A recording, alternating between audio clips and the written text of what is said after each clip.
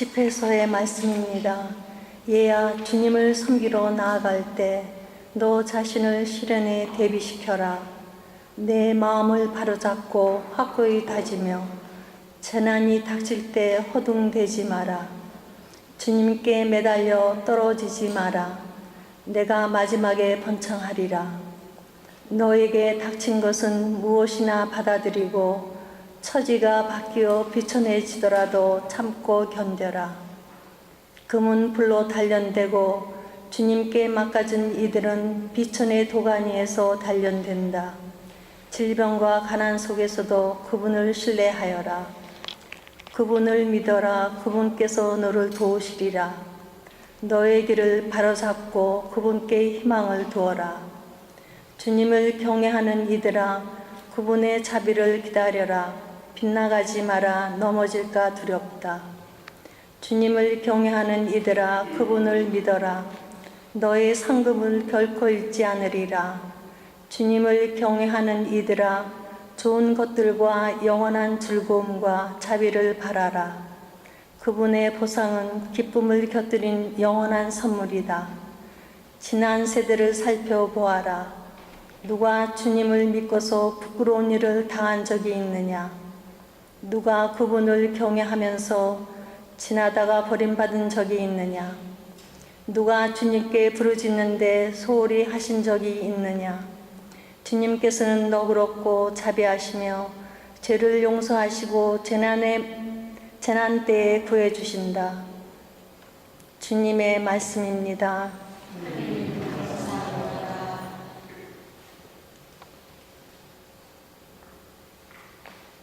주님께 내 길을 맡겨라. 그분이 용서해 주시리라.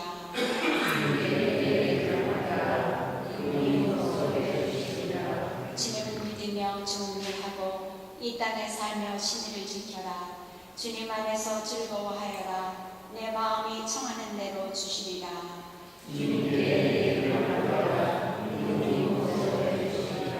주님이 흠 없는 이들의 삶을 아시니 그들의 소유는 길이길이 남으리라. 환난의 때에 어려움을 당하지 않고 기근이 닥쳐와도 굶주리지 않으리라.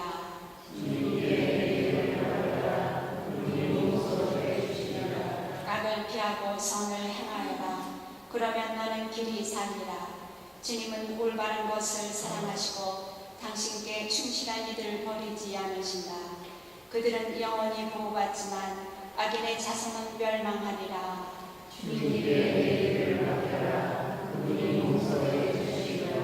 의인들의 구원은 주님에게서 오고 그분은 어려울 때 피신처가 되신다. 의인들이 주님께 몸을 숨겼으니 그분은 그들을 도와 구하시고 악인에게서 빼내 구원하시리라.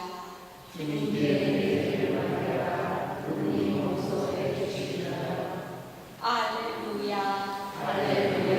나는 주님의 십자가 외에는 어떠한 것도 자랑하지 않으리라. 십자가로 말미암아 내게서는 세상이 십자가에 못 박혔고 세상에서는 내가 십자가에 못 박혔노라.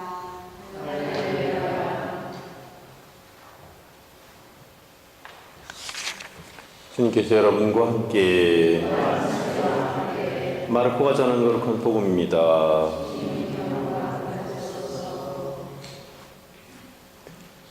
그때 예수님과 제자들이 갈릴레아를 가로질러 갔는데 예수님께서는 누구에게도 알려지는 것을 원하지 않으셨다. 그분께서 사람의 아들은 사람들의 손에 넘겨져 그들 손에 죽을 것이다. 그러나 그는 죽임을 당하였다가 사흘 만에 다시 살아날 것이다 하시면서 제자들을 가르치고 계셨기 때문이다. 그러나 제자들은 그 말씀을 알아듣지 못하였을 뿐만 아니라 그분께 묻는 것도 두려워하였다. 그분은 카파르나움에 이르렀다. 예수님께서는 집안에 계실 때에 제자들에게 너희는 길에서 무슨 일로 논쟁하였느냐 하고 물으셨다. 그러나 그들은 입을 열지 않았다. 누가 가장 큰 사람이냐 하는 문제로 길에서 논쟁하였기 때문이다. 예수님께서는 자리에 앉으셔서 12 제자를 불러 말씀하셨다. 누구든지 첫째가 되려면 모든 이의 꼴찌가 되고 모든 이의 종이 되어야 한다. 그러고 나서 어린이 하나를 데려다가 그들 가운데에 세우신 다음 그를 껴안으시며 그들에게 이르셨다. 누구든지 이런 어린이 하나를 내 이름으로 받아들이면 나를 받아들이는 것이다.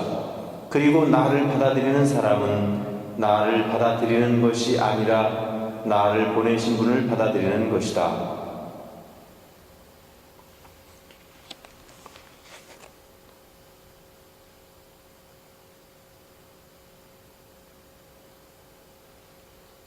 주님의 말씀입니다. 네, 오늘이 무슨 날인지 아세요? 네, 힌트를 드리죠. 21일입니다. 오늘이 부부의 날이라고 합니다. 둘이 하나가 된다. 그래서 21일. 네? 지금 만들었어요, 제가.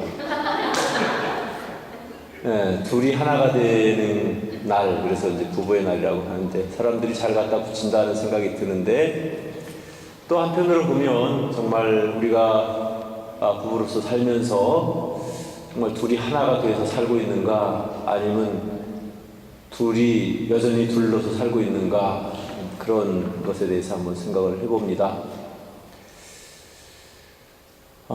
사실 부부로서 살아간다는 것이 어떤 면에서 보면 참 신비에 가까울 수도 있어요.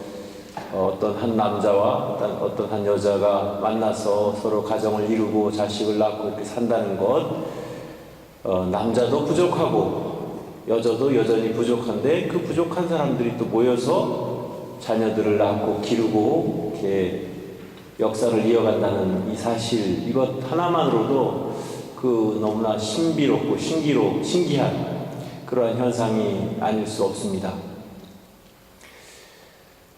사실 요즘 보면은 우리가 살고 있는 이곳에서는 좀 덜한 것 같지만 요즘 한국에는 전에는 남자들이 우선되는, 남자들이 큰 소리 치는 세상이었는데 요즘은 반대로 뒤집혀서 여자들이 더 득세하고 큰 소리 치는 그런 세상이 된 것 같습니다.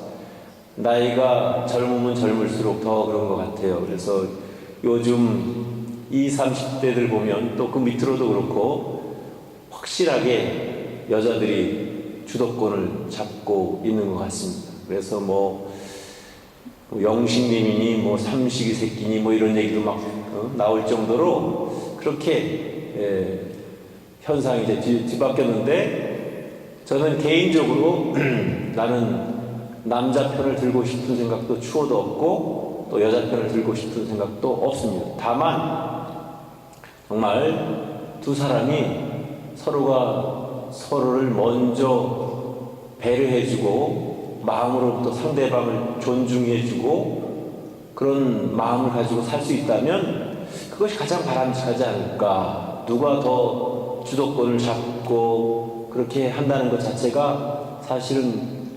이상스러운 그런 현상이라고 볼 수 있어요. 물론 제가 볼 때는 그동안 남자들이 주도권을 잡고 살면서 여자들이 겪어야 했던 그런 어려움이 많았고 또 그것을 잘 극복해서 오늘날 우리가 살고 있는데, 그렇다고 해서 그것이 또 반대로 여자들이 너무 득세하고 주도권을 잡아가지고 남자들이 길을 못 피고 사는 그런 세상이 된다면 그것도 역시 또 다른 문제가 아닐 수 없을 겁니다. 그래서 정말로 좋은 세상이 되려면 누가 주도권을 잡는 그런 세상이 아니고 서로가 서로를 정말 나처럼 상대방을 존중해 줄 수 있는 그런 세상이 가장 바람직한, 그리고 그것이 하느님께서 원하시는 그런 세상이 아닐까 하는 생각을 합니다.